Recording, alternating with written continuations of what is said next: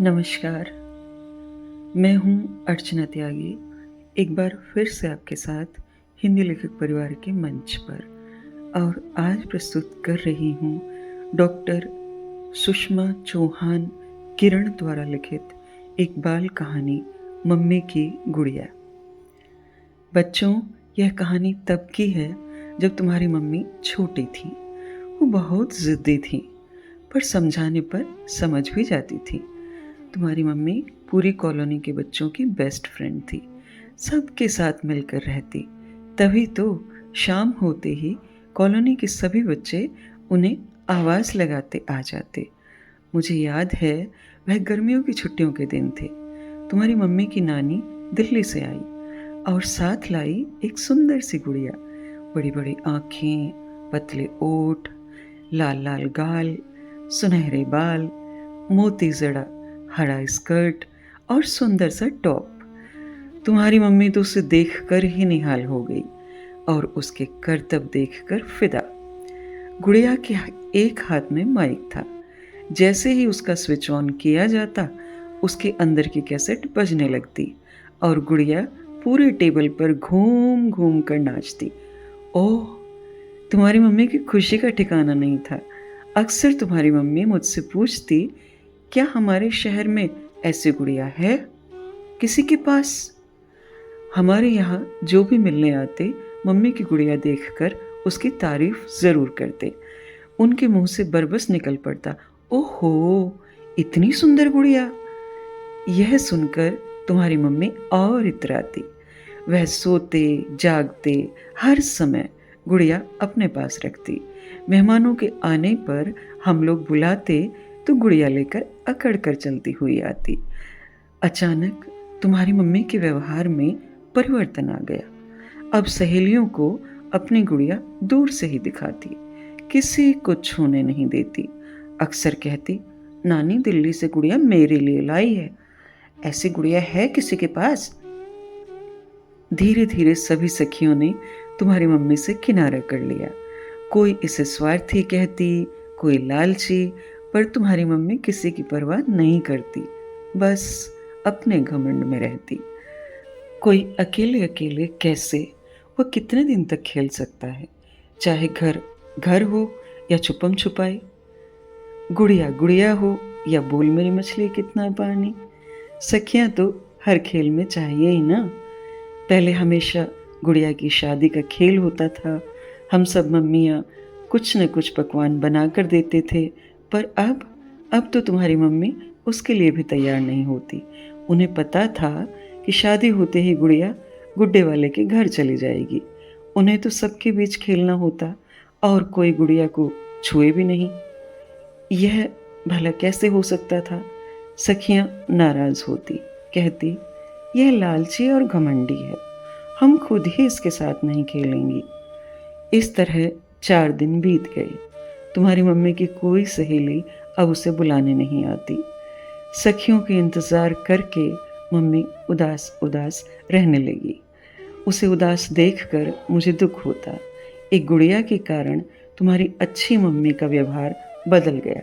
सखियां छूट गई। एक दिन उसे उदास देखकर मैंने समझाया, मिलजुल कर खेलना चाहिए। वो नहीं आ रही हैं तो तू ही चली जा। तुम्हारी मम्मी को मेरी बात शायद समझ में आ गई, क्योंकि तुम्हारी मम्मी खेलने गई। कॉलोनी की सभी लड़कियां पीछे वाली सड़क पर बोल मेरी मछली खेल रही थी। सब ने मम्मी को देखकर अनदेखा किया, हाय हेलो तक नहीं की। एक दूसरे को इशारा कर करके खेलती रहीं। तुम्हारी मम्मी ने अपनी गुड़िया सड़क के किनारे खड़ी कर दी और उनके साथ खेलने की कोशिश करने लगी। अचानक पता नहीं कहाँ से एक कार आई। बच्चे सड़क पर खेल रहे थे, इसलिए वह किनारे से धूल उड़ाती निकल गई। कार के नीचे दबकर गुड़िया के परखच्चे उड़ गए और उसके साथ ही निकल गई मम्मी की जोरदार चीख। इसने दोनों हाथों से अपना मुंह ढक लिया और जोर जोर से रोने लगी। इसके रोने का, गुड़िया के टूटने का कोई असर इसकी सखियों पर नहीं पड़ा। वह तो खुश हो गई, मारे खुशी के चिल्ला उठी, मजा आ गया, मर गई इसकी गुड़िया। कोई कह रही थी, ये स्वार्थी थी ना, इसलिए गुड़िया मर गई। कोई कह रही थी यह लालची थी ना, एकलखोर थी ना, इसलिए गुड़िया को तो मरना ही था। तुम्हारी मम्मी रोती रोती घर पहुंची, सारी घटना हमें बताई। पहले तो मैंने डांटा कि तुम खेलने गई थी तो गुड़िया क्यों लेकर गई, फिर प्यार से समझाया। उस रात तुम्हारी मम्मी रोते रोते सो गई। तुम्हारी मम्मी को उनकी सहेलियां कई दिनों तक चिढ़ाती रही, अपने साथ नहीं खिलाती। तुम्हारी मम्मी उनसे कहती तो उनका एक ही जवाब होता, तूने अपनी गुड़ियों से हमें खेलने दिया था, तूने अपनी गुड़िया से हमें खेलने दिया था। अब तुम्हारी मम्मी एकदम अकेली और उदास रहने लगी। उसे अपनी गलती का एहसास होने लगा। फिर गर्मी की छुट्टियां हुई, मम्मी की नानी दिल्ली से फिर आई।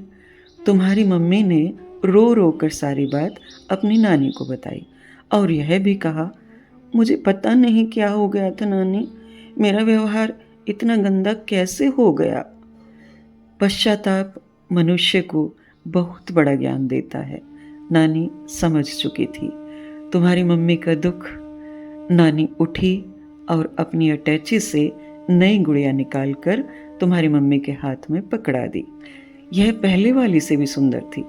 तुम्हारी मम्मी गुड़िया लेकर बाहर दौड़ी। अरे मोनू, सोनू, रानू, उशी, दाक्षी, डिम्पी, रिंकी, सब आओ, देखो नानी नई गुड़िया लाई हैं, अपन सब मिलकर खेलेंगे।